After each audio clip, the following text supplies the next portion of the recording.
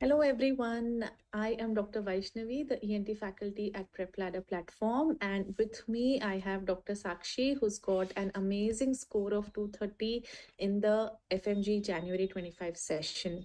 While as an educator, I take extreme pride in talking to Dr. Sakshi and also congratulating many others who've come out with this such beautiful marks and have cleared in the first attempt. My heart goes out for all those people who just missed it by a few marks and couldn't clear it in this time. So this interview, I shall focus mainly on those people, those who really couldn't make it, and also for those students who are going to appear for your next FMG examination, because Dr. Sakshi is going to give you all those key points of preparation that you definitely need to do while you're appearing for your FMG exams. She herself has prepared from July of the last year until the January of this year, and she took about 7 to 8 months to compile her preparation and yet get such amazing marks. I won't tell you more about it, and we'll hear from Dr. Sakshi. Welcome, Dr. Sakshi, and this is your platform now. Please talk and please let us know about yourself first, where you belong to, about your family, and how you're feeling at the moment. Thank you so much, ma'am, for your kind words. Myself, Sakshi Agrawal. I've recently graduated from Tanupur National Medical University. I belong to Raipur, Chhattisgarh. My family is really happy, and I'm also really happy. All the hard work really paid off. And of course, I would like to thank PrepLadder for being my learning tool. And it was really helpful, especially the revision videos that I used, rapid revision videos, in my last few months of my preparation. It was really helpful to go through each one of them and being able to revise all the 19 subjects, which is a very huge amount to go to. And especially the anatomy revision videos were also very helpful as it was very concise. So I would really like to thank Dr. Azamso for that. Also, for pathology, Dr. Preeti ma'am, I would like to thank her. And for medicine, I would like to thank Deepak Marwa sir. They were really helpful for me.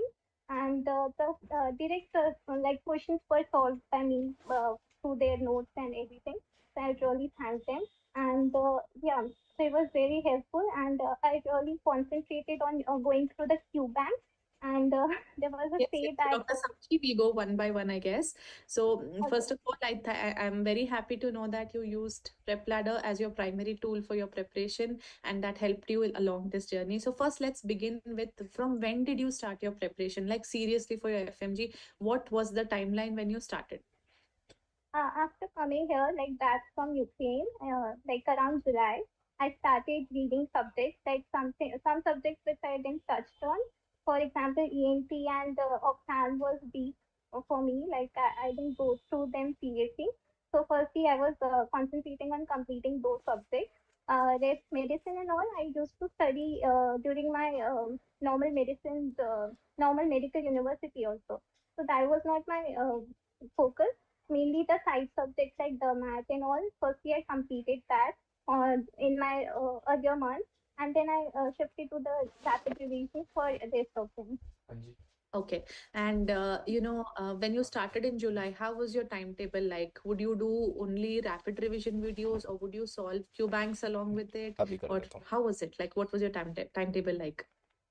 In the starting, since I was not familiar with some subjects, as I told you, especially ENT and ophthalm, this side subjects were usually neglected during my university examinations also. So I started on them. I started on with main videos for them because my basics were also not clear for them. So I did that, and along with it, Q banks were necessary. Every day I used to have this thing that I have to make the streak. So I remember the highest peak I made was like 80 or 90 days peak. So I was Wow. maintaining that. Yeah. So 100 days, 100 questions a day was a routine. So Oh, yeah, that's amazing. Like you would do RR videos plus 100 questions per day. yeah. In the yeah, for 3 months I did that Okay. And you basically. kept up the streak for 90 days. Yeah, 90 days. It was like I got addicted to it. I used to joke like so people get addicted to Okay. Snapchat streaks and everything, and I have got addicted to PrepLadder streaks. And Even that though is I Eh? don't wonderful. have the knowledge, yeah, even though Huh? I don't have knowledge of the some Q banks, but I used to go through it because I can't let the streak See? get through. So I had this thing, yeah, In mentally in yeah. your mind, you always wanted that tick mark, ki, haan, today's streak done, today's streak. Today's stick done. Yeah, you have to do it. So this made me practice it so much that the time management was never an issue for me by that thing. Like 1 minute was very sufficient for each Oh. question. Yeah. Okay, and how did you go about with the notes? Because when you're doing rapid revision and you need something to keep by your side to just mark, right? What did you do about it? Yeah. The rapid revision notes were really helpful. Like I didn't made myself notes for that. Like I used to see the videos, and if something extra I wanted to annotate, write or some extra key points, if I like to annotate, I would annotate only. So the rapid revision notes and videos both were really helpful for each subject. I believe it was really concise. Even the diagrams and the murmurs which were asked recently in this examination, I think that were all mentioned in the rapid revision. So Okay, and there yeah, it also was RR notes, you get these pearls and you get some important fact boxes. Would do you think they were yeah. really helpful for you to remember those key important points? Yeah, of course. Basically, when you keep on doing Q banks and all, and you analyze your knowledge, you really get through that you have studied something, but you realize that you have ended up concept is really somewhere you missed. So that way, the pearls you used to be like, yeah, this was given and this was given. So that was the key. Okay, and did you also appear for grand tests? Yeah, granted, after like November, I Mhm. it was my habit to go through twice a month the grant test I used to give. Earlier it was once a month, like for July, August, and I gave one, but then from November I started giving twice. And did you So analyze your grand test? Because it's very important that you get into the analytics part of it, right? yeah, and especially Sapletter Q banks were more clinically oriented. So it was really helpful. Like it was not like one-liners. So basically, the GTs were very conceptual. So it was really nice to go through them. And So would that it help gave you with your time management also? Because when you're keeping yeah on in the grand test, you also get familiar with that exam environment and keeping up with the time. Do you think that really helped you? Yeah, it really helps me because you get the opportunity to assume yourself that you are giving a exam scenario only. So that way it was really helpful that you have to utilize it very well. And my target used to be to complete it in at most minimum time as much as possible. So I used to reduce my timing. It was not like 300 minutes, so you have to complete it in 300 minutes. I keep the target like 250 minutes or something, and you have to complete it so that it won't be a rush in the examination with the anxiety and the nervousness. So that was the key. I think this is very important tip that you keep some spare time in your grand test itself so that you give that leverage in the final exams for your Yeah. nervousness, for your anxiety, and what if there is some answer you want that little bit Hmm. of timing that is available for you to just settle down and go to the exam Yeah. hall Yeah. confidently. I never completed my GP in 300 minutes. I always had the aim to complete it in like 250 to 50 minutes.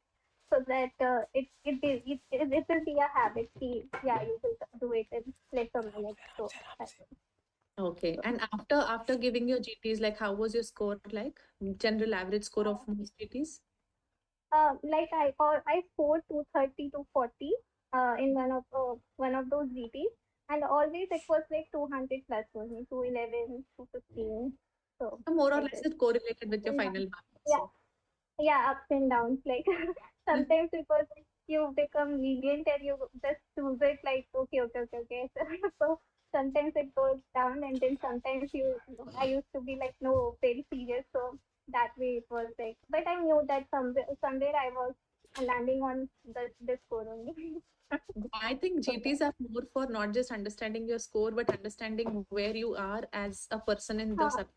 Because you know that you know certain topics, you don't know certain topics, you know which are your weak areas, which are your strong areas. And I think that is GT makes the change. What do you have to tell about it? yeah, okay.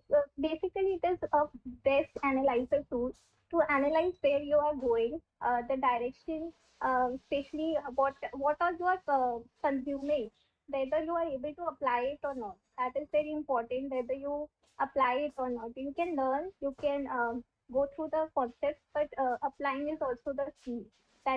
When the question comes, you need to eliminate also sometimes. Sometimes it is like not only the knowledge but also the elimination part of, like in the four options you have to get through that, no, this can't be true, and then you get through that, yeah, this is the right thing. So I have to go through that, so that all was there. Eliminating part and everything was helping me through the GT. So Like July, even if I, yeah. yeah, like I was saying, like even if I don't know the topic, I need to have the concept and then I have to eliminate for the right option. Sometimes Mm, this also helps. Yeah. yeah, that's true. So you started basically from July, where you did your RR videos, daily Q bank. You means you had your target, you kept your streak always. You did GTs. Did you use by Yeah. any chance any of our LRR lectures, the last revision sessions? No, actually, I got so familiar with the rapid revision that I didn't wanted to switch to anything. I was like, no, I just need to hear what I have heard earlier. So Okay. that was, That is also a very wonderful, way of keeping up, because what you've already heard, it becomes more easier for you to again revise yeah, it. yeah, And I would definitely want people to understand that it is not the number of resources, number of videos, number of platforms, but what you have read once, do it again and again, and that itself will get you more closer towards your rank and your marks. I think that is again a very nice strategy that you've used. And of course, in your final exam, how was the situation? Were you tensed? Were you okay, calm? I will definitely clear. How was it? a bit of confidence was there because I was prepared. I was like, कि बस खत्म हो जाएगा. It was like, okay, I have done my part very well. So it was, yeah, a bit of nervousness is of course for with every exam, with every phase of the life it is there. But I was like, yeah, okay, I'm ready. I'm ready to face it. So yeah, I think that every day what you did, consistently doing your Q bank, consistently giving GTs, consistently seeing that you're going towards your target, I think that itself builds up your confidence. And I think that is why in the exam hall you were more relaxed and you knew that, yes, I'm going to crack this without any doubt. And how did yeah. you feel as soon as the results came? What was the situation in your house? So firstly, I was surprised because I didn't expect it to be so early. Like it was so soon.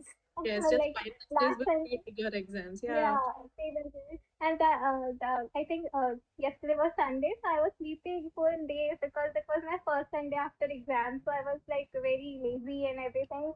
And then suddenly everybody was like, result has came. And I was like, oh no, is it real or is it someone is cracking joke or something? So that was my first experience. And then Mama, Papa, everyone was there.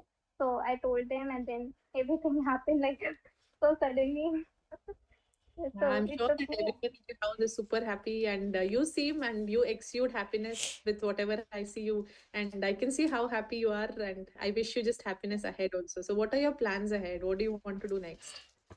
Still thinking on, but of course, with this we have the approach to the competitive exams there is.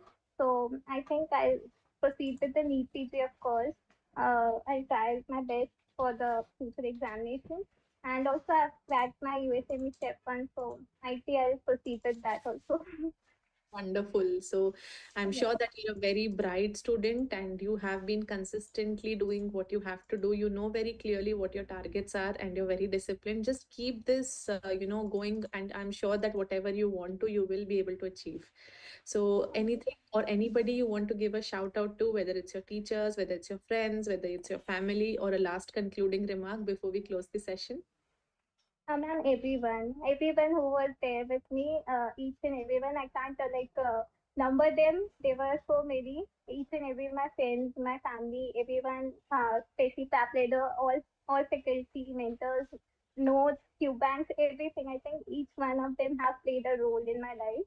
So thank you, and I'm just very happy with everything. Yeah, thank you for everything.